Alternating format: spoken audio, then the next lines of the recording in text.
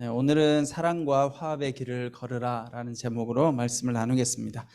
어느 날 시각장애인 한 분과 또 다리가 불편한 한 사람이 아주 험한 길에 동시에 도착했습니다.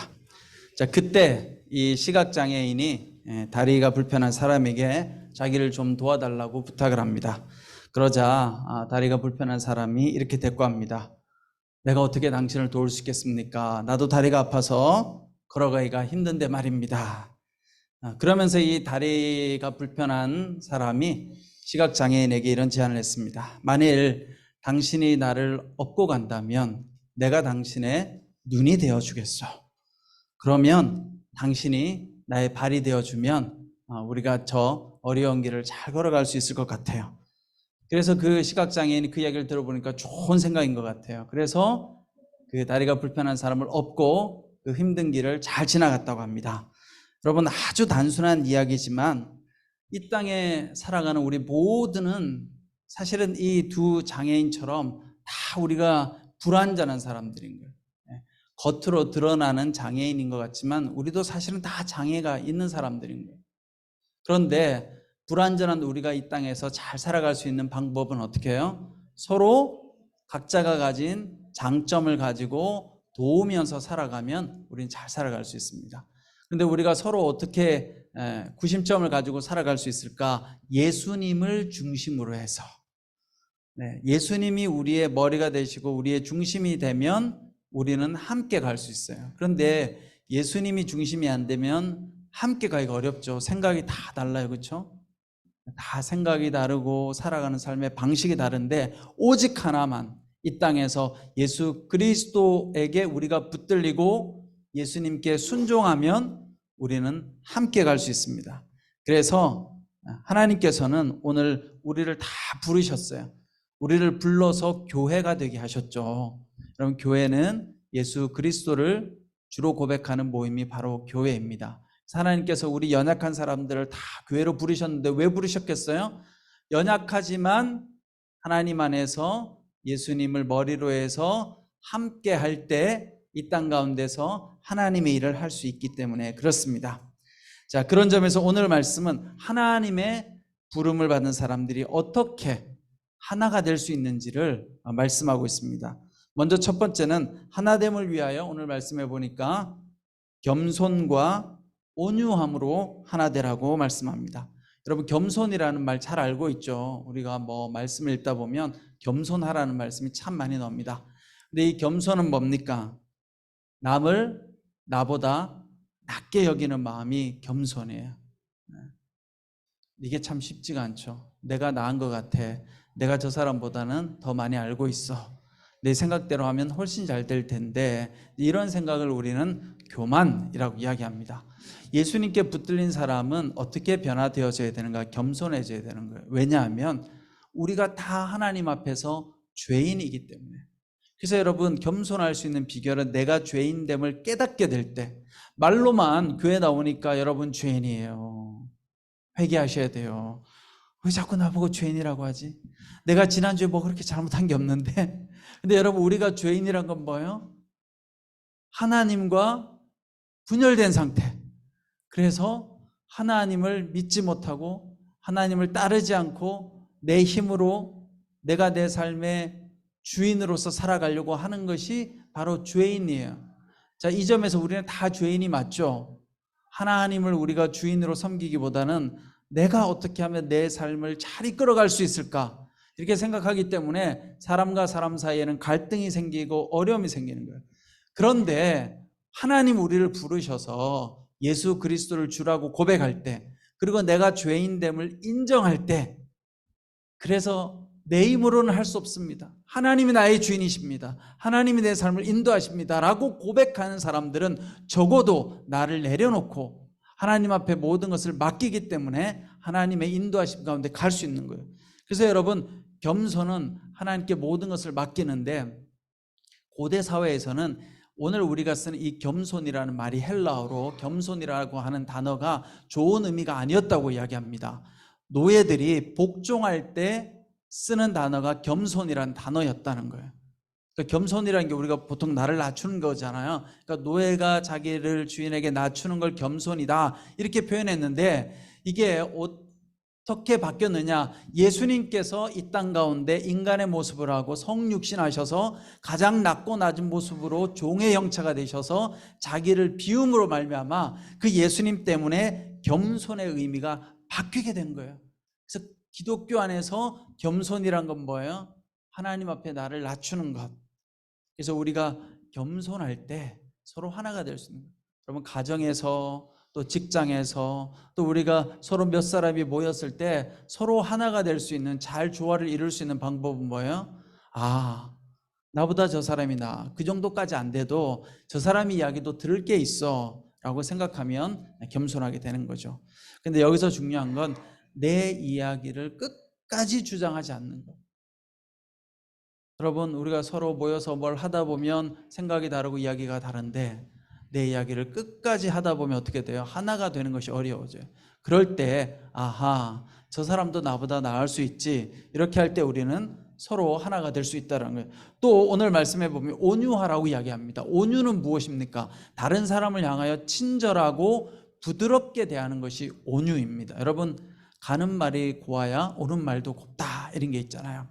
이왕이면 강한 말보다는 부드러운 말을 하면 그 누구도 싫어하는 사람이 없어요. 여러분, 부드러운 말, 부드럽게 이야기했는데 거기에 강하게 나오는 사람은 아무도 없어요. 그런데 우리가 제어하지 못해서 강하게 하면 반응이 강하게 나와서 하나됨을 깨뜨리게 되겠죠. 여러분, 우리의 이빨이 강하잖아요. 이가 얼마나 강해요. 모든 걸 다 씹잖아요. 그런데 이 강한 이빨은 어떻게 돼요? 나이가 먹어가면 점점 약해지고 나중에는 빠지게 되죠. 그렇죠? 이빨이 사라져요. 근데 이 혀는요, 굉장히 부드러워서 별로 힘이 없는 것 같은데 죽을 때까지 혀는 어때요? 멀쩡해요. 부드러우면 끝까지 간다는 거예요. 강한 것은 중간에 사라지지만 부드러움은 끝까지 간다. 그래서 오늘 우리가 예수님을 중심으로 모인 공동체에서는 늘 명심하셔야 돼요.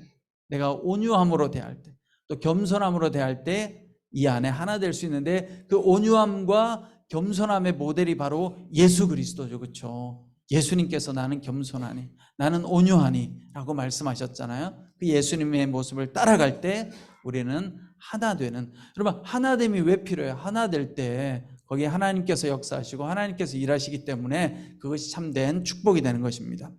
이솝 우화에 보니까 얼룩소, 검은 소, 붉은 소 3마리가 함께 있었대요. 근데 항상 사자가 호시탐탐 이 소를 잡아먹으려고. 근데 이 소들은 이제 사자에게 잡아먹히지 않기 위해서 얼룩소, 검은 소, 붉은 소가 붙어 있었던 거예요. 왜냐하면 사자 혼자서 이 3마리의 소를 감당하기는 어렵거든요. 그래서 어느 날 사자가 꾀를 냅니다. 가만히 지켜보고 있는데 3마리의 소가 그날따라 흩어져 있었던 거예요. 그래가지고 얼룩소가 딱 혼자 있는 거예요.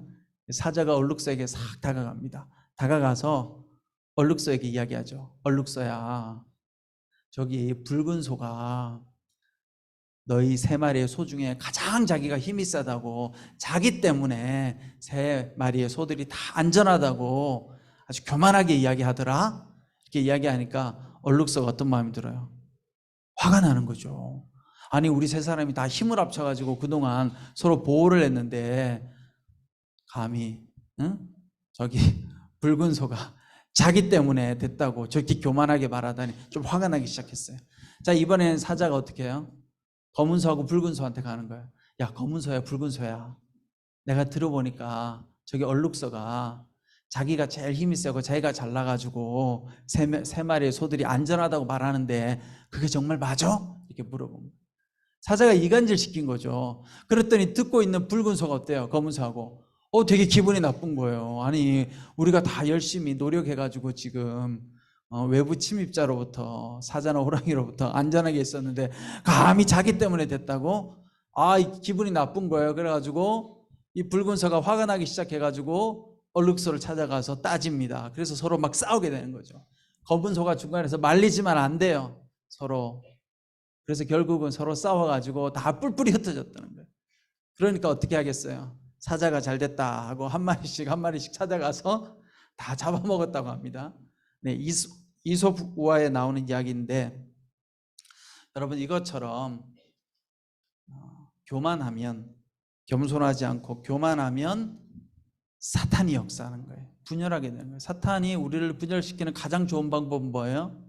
사람들이 겸손하지 않고 서로 교만해서 자기 주장을 하다가 갈등하게 되는 거예요. 그럴 때 가장 사탄은 좋아하죠.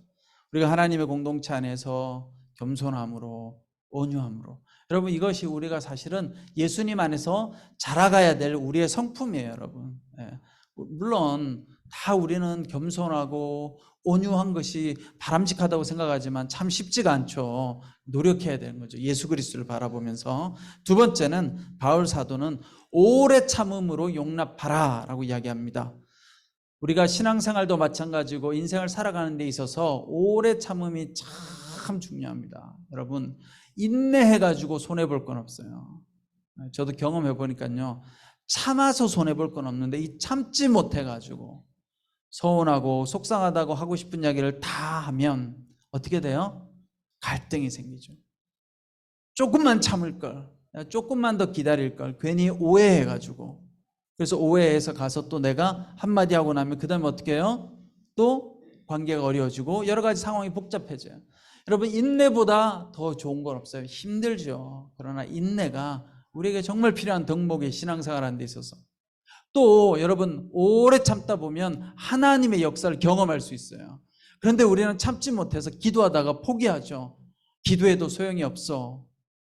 근데 여러분 하나님은 어떻게 하셨느냐? 여러분과 저를 향해서 오래 참으셨잖아요. 그렇죠?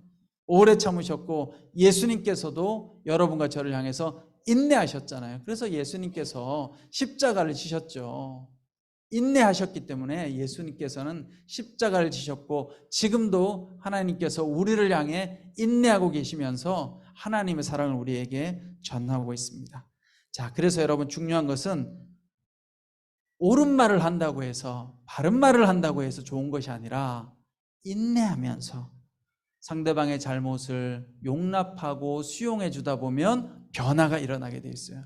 여러분 보세요. 여러분 사람과 사람 사이에서 가서 하고 싶은 이야기 다 하면 이 사람이 내 말 들을까요? 절대 안 들어요. 아무리 맞는 말이어도 기분 다 나빠요.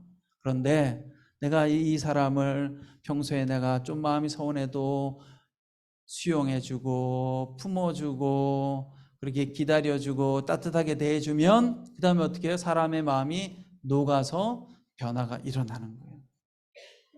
너무너무 중요한 원리죠. 예수님께서 우리에게 보여주신. 그러나 우리는 그렇게 하기가 어려워요. 우리는요, 내가 급한 성격으로 내가 하고 싶은 말도 빨리 하고 싶고, 그렇죠? 내 감정도 바로 표현하고 싶고. 그런데 내 감정과 내가 하고 싶은 말을 정하고 싶다면 어떻게 해야 되느냐? 안전한 장소에서 인격적으로 건강하게 표현할 수 있으면 그렇게 하시면 돼요. 그러니까 여러분들이 속상하다 그럼 어디 가서 하면 돼요? 아, 좋은 방법이에요. 그렇죠? 아이고, 정답을 빨리 말해버렸네. 네. 그러니까 사람한테 가서 하소연하고 싸우는 거 의미가 없어요, 여러분. 내가 너무 속상하고 화가 나. 그럼 어떻게? 안전한 대상에게 내 이야기를 잘 들어줄 수 있는 사람이나 혹은 하나님께 그렇게 가서 이야기하는 거예요. 내가 저 사람 때문에 속상하고 화가 난다고 안전한 대상에게, 내가 무슨 이야기를 해도 내 이야기를 잘 들어줄 수 있는 사람에게, 그리고 하나님 앞에 기도하다 보면 어떻게 돼요? 그게 사라지겠죠. 그 마음속에 있는 여러 가지 불편한 감정의 찌꺼기들이. 그래서 여러분 중요한 것은 오늘 우리가 예수님을 바라보면서, 예수님도 참으셨는데 십자가를 지면서 힘들고 어려울 때마다 주님, 내가 주님을 바라보고 참기 원합니다. 여러분 3년 동안 가르쳤던 제자들이 어떻게 해요? 다 자기네들 하고 싶은 대로 하다가 다 도망가잖아요. 그렇죠? 근데 그 제자들이 언제 변하느냐? 예수님의 주옥 같은 말씀을 듣고 변화되지 않았어요. 예수님의 말씀이 기록됐잖아요, 성경으로. 근데 그 주옥 같은 말씀을 듣고 변화된 것이 아니라 그 예수님의 사랑, 십자가에 달리는 그 사랑을 보고 도망갔던 제자들이 다시 모여가지고 기도하면서 복음을 전하게 되었죠. 그럼 이것이 바로 하나님 나라의 원리입니다. 그래서 우리가 하나 될 수 있는 방법은 오래 참음과 인내함으로 용납하는 것이다. 꼭 기억하시기 바랍니다. 세 번째, 마지막으로 하나 되기 위해서는 성령 안에서 평화의 줄로 하나가 될 수 있다. 우리를 하나 되게 만드시는 분은 바로 성령 하나님이세요. 하나님이 우리 가운데 거하시면 어떻게 돼요? 우리가 하나 될 수 있죠. 하나님이 거하지 않으면 우리는 다 죄인이어서 내 죄인된 욕망이 다 튀어나와요. 그래서 여러분, 친한 사람도요, 같이 여행을 가보세요. 싸워요. 왜 그런 줄 아세요? 본 모습이 다 드러나거든요. 이 일주일에 한 번씩 볼 때는 너무 좋아. 집사님, 권사님 다 사랑해요. 3일만 같이 있어 보세요. 아니, 저런 모습이 있었네? 다투게 돼요. 그래서 친한 사람끼리 뭘 하면 안 된다고 하잖아요. 같이 뭘 하면 나중에 어떻게 다 원수가 돼요. 그만큼 인간은 다 뭐예요? 다 죄인인 거예요, 죄인. 하나 되기 어려워요, 우리는. 그런데 하나님께서 거하시면, 성령님께서 거하시면 어떻게 하나 될 수 있죠. 성령님이 우리 마음에 자꾸 마음을 주시는 거죠. 온유해라, 겸손해라, 인내해라, 이런 말씀을 주시니까 어떻게 하나님 때문에 우리가 온유하고 겸손할 수 있는 거죠. 그런데 성령 안에서 하나 되는 가장 좋은 방법이 평화의 줄이라는 거예요. 평화의 줄로 붙들면 하나 될 수 있는 거예요. 이게 평화보다 더 좋은 건 없는 거예요. 여러분, 하나 되는 데 있어서 평화로움이 좋지. 평화롭지 않고 갈등하고 싸우고 다투면 하나 될 수 있을까요? 평화를 위해서는 어떻게 해요? 앞서 말했던 것처럼 평화를 만들기 위해서는 겸손해야 돼요. 온유해야 돼요. 오래 참아야 돼요. 그래야 평화로울 수 있어요. 여러분, 갈등하고 다투는 것보다는 평화로운 게 좋아요. 비록 좀 마음이 안 들고 불편해도 평화로운 게 좋은 거예요. 평화롭게 가다 보면 하나님께서 역사하시고 내가 그 하나님의 통로가 될 수 있는 거죠. 어떤 부부가 있었는데 홀어머니를 모시고 있다고 합니다. 근데 이 홀어머니하고 이제 며느리하고 맨날 갈등이 있는 거예요. 고부간에 갈등이 있어요. 맨날 싸워요. 남편이 중간에서 어떻게 할 줄을 모르겠는 거예요. 어머니 편을 들면 아내가 화를 내고, 아내 편을 들면 어머니가 화를 내고. 그래서 이 남편이 너무 괴로워가지고 고민을 하다가 어느 날 좋은 묘책을 하나 만들어냅니다. 그리고 아내를 부르죠. 이렇게 이야기합니다. 여보, 당신하고 어머니가 맨날 싸우니까 둘 중에 한 사람은 죽어야 될 것 같아요. 근데 젊은 당신이 죽을 수 없으니 어머니가 죽어야 될 것 같아요. 내가 어머니가 돌아가실 수 있는 좋은 방법을 내가 알려줄 테니까 내가 시키는 대로 하세요. 그래서 이 남편이 밤을 사온 거예요. 밤을. 아내한테 밤을 딱 주면서 이 밤을 맨날 삶아가지고 어머니한테 드리라는 거예요. 매일. 그럼 어머니가 이 밤을 많이 먹고 고혈압에 걸려가지고 통증 없이 서서히 어느 날 돌아가실 거라고. 얼마나 좋은 방법이냐고. 그러면서 그 대신에 밤을 삶아서 어머니한테 아주 정성껏 공손하게 대하라는 거예요. 그래서 이 아내가 들어보니까 너무 좋은 방법 같아. 어머니를 돌아가실 수 있게 하니까. 그래가지고 이제 밤을 삶아가지고 맨날 어머니한테 공손한 태도로 어머니 밤을 드세요 하고 식사 때마다 밤을 삶아서 드렸다고요.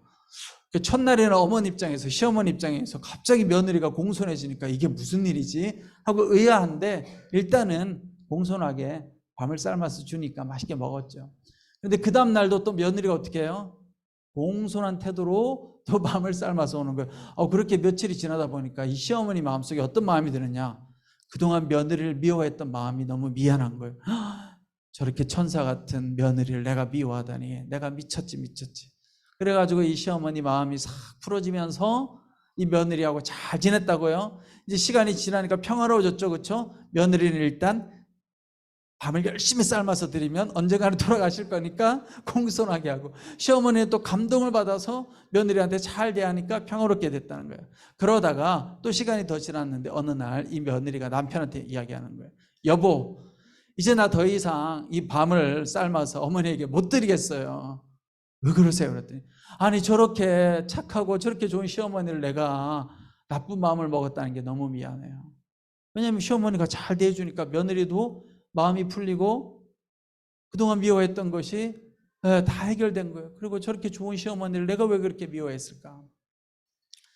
그랬더니 남편이 이렇게 이야기해요. 우리 어머니는 벌써 죽었어요, 여보. 아니 무슨 이야기예요? 당신을 미워했던 시어머니는 죽었어요. 바뀐 거죠, 그렇죠? 여러분, 이 땅에 모든 문제를 해결할 수 있는 건 평화밖에 없어요. 평화. 공동체도 마찬가지고 국가도 마찬가지고 여러분, 싸우고 다퉈서 문제를 해결하는 건 좋은 방법이 아니에요. 맞는 거니까, 옳은 거니까, 진리니까 밝혀야지. 아니요. 그렇게 해서는요 절대 수용을 안 해요. 다른 사람은 그렇게 생각 안 하니까요. 나는 진리와 정의라고 생각하지만 상대방은 또 다른 진리와 정의를 가지고 있어요. 그러니 여러분 어떻게 해요? 예수님의 마음으로 참고 인내하면서 잘 평화를 유지해 가다 보면 사람의 마음이라는 게 변화되는 거예요. 여러분 그렇게 미워하던 사람도요, 평화롭게 잘 지내면요 어느 순간 미움이 사라져요. 참 신기하죠? 인간의 마음이라는 게 참 기가 막혀요. 내 마음 내 마음대로 조절도 안 되는 게 우리가 괴롭잖아요. 근데 또 거꾸로요, 하나님이요 우리 마음을 만지면요 도저히 용서할 수 없을 것 같은 사람 용서가 되는 게 인간이에요. 그러니까 우리는 어떻게 해야 돼요? 지금 드는 내 마음에 속으면 안 되는 거예요. 하나님 앞에 맡겨야 돼요. 내 감정에, 지금 드는 내 생각에 속아서 내가 하고 싶은 대로 행동하면 그것은 우리에게 하나 되게 하지 못하는, 갈등하고 싸우게 만드는. 그래서 여러분 결론은 하나님 안에서 어떻게 하면 내가 평화를 만들어 갈 수 있을까를 위해서 기도하세요.